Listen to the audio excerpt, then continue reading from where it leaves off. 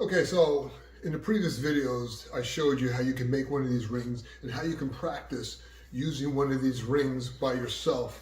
And the whole idea behind it is to train you or give you a tool so that you're learning how to move your body, how to move your hands, where your hands are not all over the place. You've seen this kind of thing, you know, in Wing Chun, Bagua, Singhi, where they have these wooden rings and you can use them to go inside, outside and practice techniques. Really good stuff.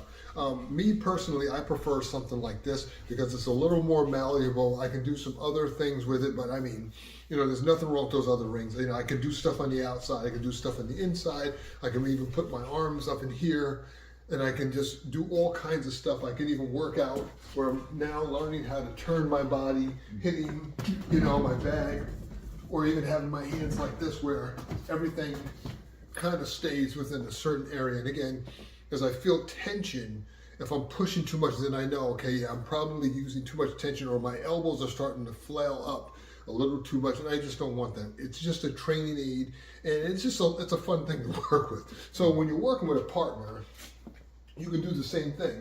So what I'm gonna do is I'm gonna put the ring on, the ring of death, and I just start flowing with the partner with the ring. But while they're free to kind of do whatever they want, I'm trying to keep my hands in kind of this area as I'm flowing. And what I'm trying to do is learn how to move my body just a little better as I'm flowing. And then I'm just having fun with this, and I'm not really getting crazy. Then I try to do things like bring it to where it's now on my elbow, so now I'm kind of limited in here, and then I just flow. We'll go slow so people can see this, plus I don't get punched in the mouth, right? So as I'm moving, and what I'm doing is, as you can see, I'm flowing, moving, and I'm just really working in here. But what I'm trying to do is I'm trying to get my shoulders and I'm trying to get my upper body just to be a little more mobile. I can even do things like try to, you know, bring elbows in, all kinds of stuff. Again, the idea behind it is I'm intentionally restricting some of my movement to train myself to control my body a little better, try to control some of the overcommitment in movement. I can even practice things like using the ball where my hands are in here, if I can get this thing on, you know, where I'm going back and forth and doing all these kind of things and all these isolation things, or really just rolling the ball in here and doing kind of the same thing. I can even do it with a partner, whereas we're rolling the ball and then he gives me the ball and then I give it back to him and we just have fun with it. Or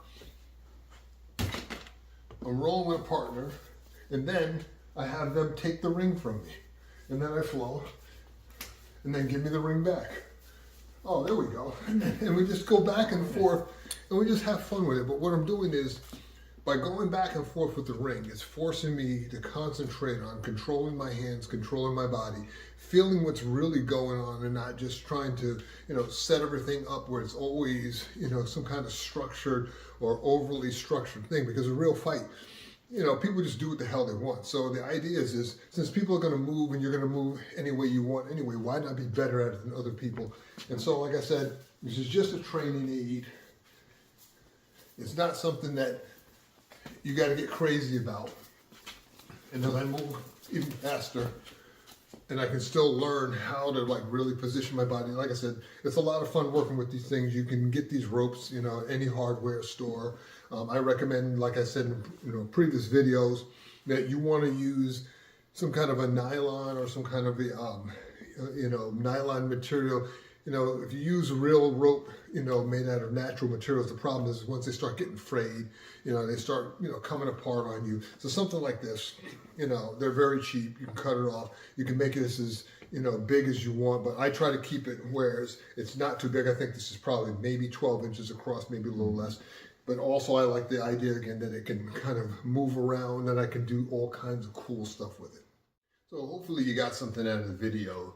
And like I said, when you're using these types of devices, the sky is the limit. And the idea behind it is you're just developing training aids that assist you in developing your body in a way where you're gaining greater control over your body.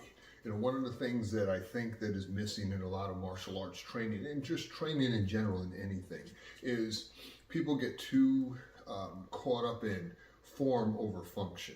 And they misunderstand that the purpose of technique is to really kind of be a basic guide. It's just kind of a guide of this is a way or an efficient way to do this. But you know, everybody's body is different, and you know, as a result, because everybody's body is a little different, not everybody's going to do things the same way.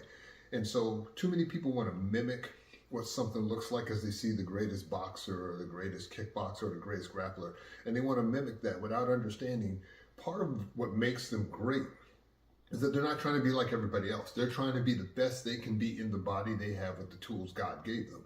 And that's what you want to do. That's why it's important to model behavior, whatever that is, versus trying to mimic it. Because mimicking, you're just doing what you think it is. Whereas modeling, you actually know and understand the principles behind how something works.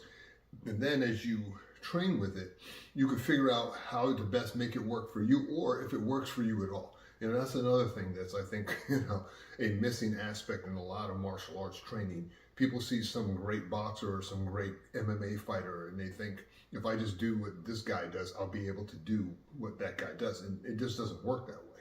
The reality is you can only get what's so good in your body, whatever that is, whether you're a champion or not. And so you want to focus on developing to the best of your abilities through concepts and principles and model behavior. Modeling is a calculus. And whereas mimicking, again, it's just you trying to copy what you think someone else is doing.